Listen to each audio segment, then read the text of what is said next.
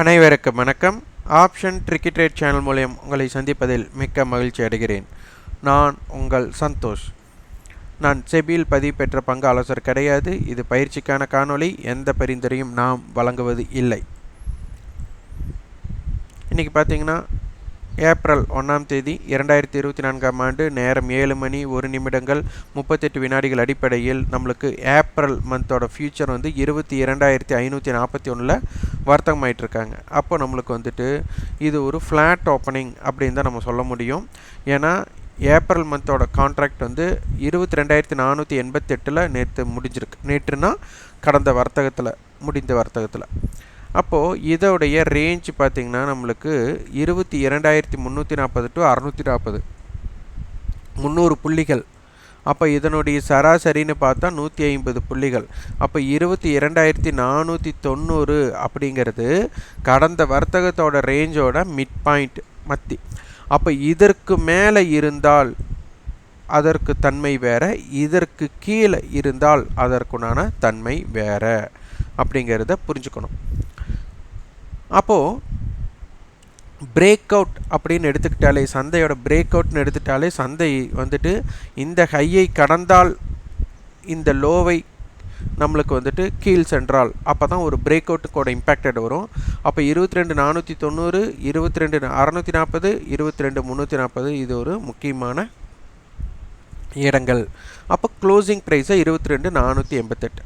அப்போ ப்ரீவியஸ் க்ளோஸுக்கு மேலும் கீழும் இருந்தால் என்ன தாக்கம், ஓப்பனுக்கு மேலும் கீழும் இருந்தால் என்ன தாக்கம், எஸ்டர்டே ஹைக்கு மேலும் கீழும் இருந்தால் என்ன தாக்கம், எஸ்டர்டே லோவுக்கு மேலும் கீழும் இருந்தால் என்ன தாக்கம் என்று நம்ம என்ன பண்ணணும், அதனை உற்று கவனிக்க வேண்டும்.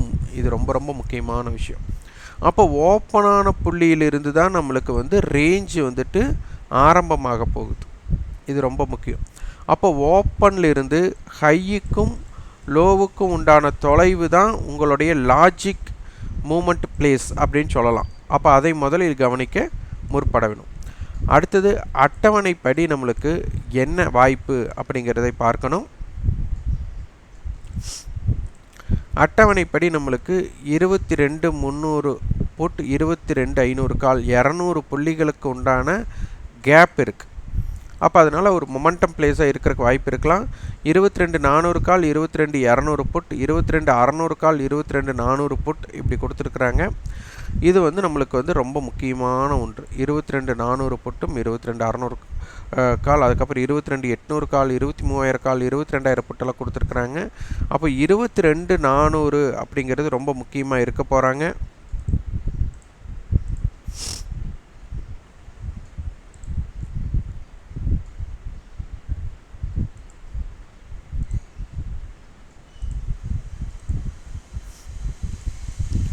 $22,400.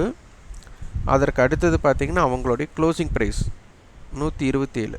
அப்போ 22,527, 22,400 புட்டோடது 134. அப்போ 22,266, 22,400 காலுடைய ஹை 230 ரூபா. அப்போ 22,630, 22,400 புட் 207 ரூபா. அப்போ 22,193. அப்போ இந்த ஜோன் நம்மளுக்கு 22,400 கால் புட்டோட கட்டுப்பாட்டு எல்லையாக இருக்க போகிறது. இது ஸ்பாட்டுக்கும் பொருந்தும், ஃபியூச்சருக்கும் பொருந்தும், இரண்டுக்கும் சார்பாகவே நீங்கள் இந்த லெவலை பார்க்க வேண்டும். இது ரொம்ப ரொம்ப முக்கியம். அடுத்த ஆப்ஷன் செயின். இதுக்கு நம்ம இம்ப்ளைடு வாலட்டிலிட்டி பார்க்க போகிறோம். இம்ப்ளைடு வாலட்டிலிட்டி பார்க்கும்போது நம்மளுக்கு வந்து ஒரு மந்த நிலைக்கு உண்டான வாய்ப்பாக தென்படுகிறது. இம்ப்ளைடு வாலட்டிலிட்டி குறைவாக இருக்குது அப்படின்னாலே இது ஒரு பவுலிங் பிட்ச் மாதிரி. அப்போ சந்தை வந்துட்டு ஒரு ரேஞ்ச் எக்ஸ்பென்ஷன் அப்படிங்கிறதுக்கு உண்டான வாய்ப்பு குறைவு தான், இல்லைன்னு சொல்ல முடியாது. ப்ராபபிலிட்டி ஆஃப் சான்சஸ் குறைவு. ஆப்ஷன்ஸ் பையர் வந்துட்டு இந்த இடத்துல இருந்து கொஞ்சம் விலகி இருப்பது நல்லது. ஏனென்றால் ஒரு சின்ன சின்ன லாபத்தை பதிவு பண்ணிட்டு வரவங்களுக்கு நன்றாக இருக்கும், ஒரு பெரிய லாபமாக எதிர்பார்க்குறவங்களுக்கு குறைவாக இருக்கும். இது நல்லா புரிஞ்சுக்கோங்க. பங்கு சந்தையில் என்ன வேணாலும் நடக்கலாம், ஆனால் நம்ம பார்க்கறதுக்கு ப்ராபபிலிட்டி ஆஃப் சான்சஸ் நம்மளுக்கு குறைவு அப்படிங்கிறதான் நம்ம சொல்கிறோம். அடுத்தது 22 300 டு 400 அப்படிங்கிறது 100 புள்ளிகள் கேப். அப்போ 168, இவங்க வந்து 157, 325, 100 புள்ளிகளை கழிச்சா 225, 115. இது லைவ்லையுமே நீங்கள் பார்க்கணும். லைவ் மார்க்கெட்லேயுமே இப்படி நீங்கள் செக் பண்ணிகிட்டு இருந்தீங்கன்னா உங்களுக்கு புரியும். இந்த இடம் ஆப்ஷன் வியாபாரம் அப்படிங்கிறது ஒரு ஏமாற்று பொருள் அல்ல. இதில் நாம் எப்படி இதனை புரிந்து கொள்கிறோம் அப்படிங்கிறது தான் ரொம்ப ரொம்ப முக்கியம். ஆனால் இப்போ வந்து பார்ப்பதற்கு கொஞ்சம் கடினமாக தான் இருக்குது ஆப்ஷன் பையர்களுக்கு. ஆப்ஷன் பையர் வந்துட்டு சற்று ரொம்ப கடினப்பட்டு வியாபாரம் பண்ணுறோம், கொஞ்சம் விலகி இருப்பதே நல்லதாக இருக்கும். அடுத்து பேங்க் நிஃப்டி.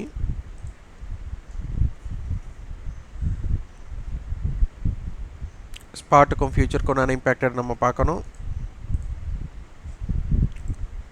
47,124 ஸ்பாட், ஃபியூச்சர் வந்து 47,545. மந்த்லி கான்ட்ராக்டில் கிட்டத்தட்ட 400 புள்ளிகள் ப்ரீமியத்தில் இருக்காங்க. இது ரொம்ப கவனிக்க வேண்டியது. அடுத்தது ஆக்டிவ் கான்ட்ராக்ட்ஸ் நம்ம பார்க்கணும். அதில் எக்ஸ்பைரி ஏப்ரல் 3ஆம் தேதி எக்ஸ்பைரி. இது 47,500 கால், 47,000 புட்டு கொடுத்துருக்காங்க. இது வந்து ஒரு ஸ்ட்ராங்கல் அடிப்படையில் இருக்குது. எஜ்ஜு நம்ம பேர் கொடுப்போம். அடுத்து 47,200 கால், 300 கால், 48,000 கால், 47,000 கால் எல்லாம் கொடுத்துருக்காங்க. இது ஒரு மல்டிபிள் ஹெட்ஜாகவும் எடுத்துக்கலாம். இது ரொம்ப ரொம்ப முக்கியம். அப்போது 47,000 அப்படிங்கிறது ஒரு நாக் அவுட் மேட்ச் மாதிரி. 47,000 புட்டை யாரெல்லாம் ஜெயிக்கிறாங்களோ சந்தை அந்த மாதிரி இருக்கும். ஆனால் 47,000 புட்டு இவங்களையெல்லாம் ஜெயிச்சிட்டாங்கன்னா சந்தை நன்றாக கீழே இறங்கும் கூட வாய்ப்பாக அமையலாம். 2 பக்கமே எப்போவுமே வந்து வாய்ப்பை நம்ம எதிர்பார்க்கணும். அப்போ சந்தை வந்துட்டு 47,000 புட், 47,500 காலோட போட்டி போடுது. 47,200 கால், 47,300 கால், 48,000 கால், அடுத்து 47,000 காலோட போட்டி போடுறாங்க. அப்போ இந்த கால் ஆப்ஷன் எல்லாம் புட் ஆப்ஷனை வந்துட்டு ஜெயிக்க முடியுதா முடியலையா? புட் ஆப்ஷனை ஜெயிச்சதுன்னா மார்க்கெட் மேலே போகும். புட் ஆப்ஷனை ஜெயிக்க முடியல அப்படின்னா சந்தை கீழே இறங்க கூட வாய்ப்பாக அமையலாம். இது சந்தையில் இன்றைக்கி எப்படி அமைகிறது அப்படிங்கிறதை பொறுத்து தான் அமையும். அப்போ இதில் முக்கியமாக இப்போ வந்து நம்ம 47,000, 47,500, அப்போ இதோட மத்தி 47,250. இப்போ 47,000 புட்டோட க்ளோசிங் அப்படின்னு பார்த்துட்டோம்னா 217 ரூபாய் 47,000 புட்டு. அப்போது 46,783, இவங்க 202 ரூபா. அப்போ 47,702 இது ஒரு இம்பேக்டட் பிளேஸ். அதே 2 பேர்த்தோட ஹை பார்த்தா 350 ரூபா அப்படி இருக்காங்க. அப்போ 46,650, 47,850. அப்போ இதுதான் ஜோன் அப்படின்னு கொடுக்குறாங்க. 47,250 மத்தியாக இருக்க போகுது. 47,000, 47,500. அப்போ 46,650, 46,783, 47,000, 47,250, 47,500, 47,702, 47,850 ஒரு முக்கிய இடமாக பார்க்கப்படுகிறது. அப்போ இதோட நம்ம வந்துட்டு இம்ப்ளைடு வாலட்டிலிட்டி பார்க்குறோம்.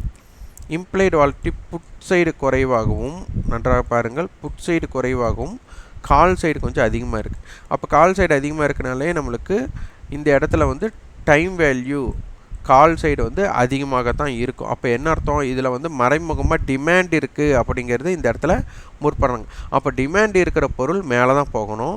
அப்போ மேலே போக முடியாத அளவுக்கு ஏதாச்சும் ஒரு தடை இருந்ததுன்னா அது வந்து சந்தையில் வேறு விதமாக ஏற்படும்.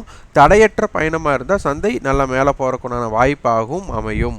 அப்போ இந்த தடைகளை நம்ம எப்படி பார்க்கறதுனா, ப்ரீவியஸ் க்ளோஸ் மேலே கீழே, ஓப்பன் அதாவது அபவ் ஓப்பன், நம்மளுக்கு வந்துட்டு பிலோ ஓப்பன் அப்படிங்கிற இடத்துல எஸ்டர்டே ஹையை above yesterday high, yesterday below yesterday low.